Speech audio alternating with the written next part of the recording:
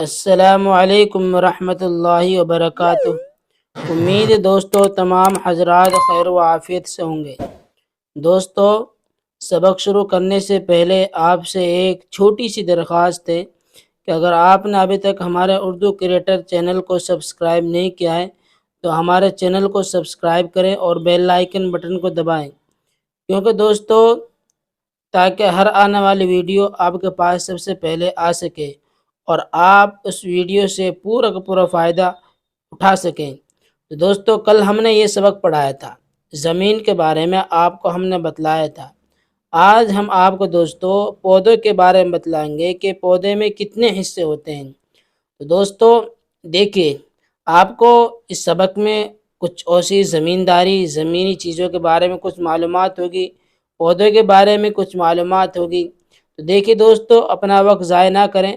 بسم اللہ الرحمن الرحیم، اردو زبان کی پہلی کتاب، صفحہ نمبر 29۔ پودا۔ دیکھو، یہ پیڑ خود زمین پر اگے ہیں۔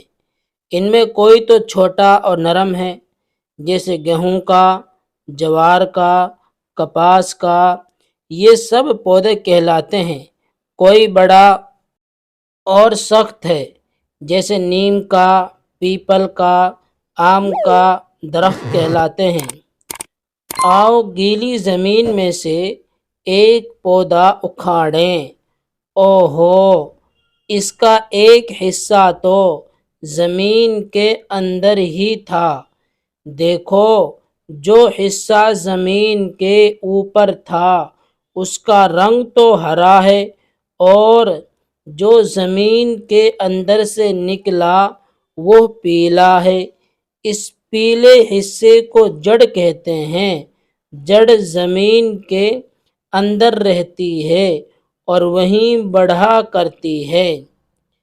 پیڑ کا ہرا حصہ، جڑ سے اوپر کا جو زمین کے باہر نکلا رہتا ہے، اس کو تنہ کہتے ہیں۔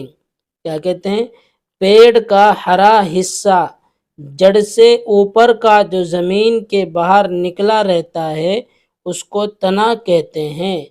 یہ جو تنہ کے اوپر ہری ہری ہوا سے ہلتی نظر آتی ہیں، یہ پتیاں کہلاتی ہیں۔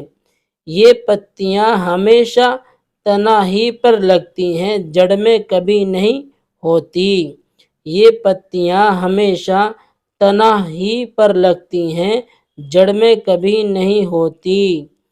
اب تو جان گئے ہوگے کہ پیڑ کے کتنے حصے ہوتے ہیں۔ اب تو جان گئے ہوگے کہ پیڑ کے کتنے حصے ہوتے ہیں۔ جی ہاں، 3: جڑ، تنہ، پتیاں۔ تنہ پر پتیوں کے علاوہ پھول اور پھل بھی لگتے ہیں۔ پھلوں میں دانے ہوتے ہیں جن کو بیج کہتے ہیں۔ تو دوستو، یہ سبق ہمارے یہاں تک ہو گیا ہے۔ اس سبق کو آپ بہت دھیان سے اور سمجھ کر سنیں، اور پھر اس سبق کو آپ بہت محنت اور لگن سے یاد کریں۔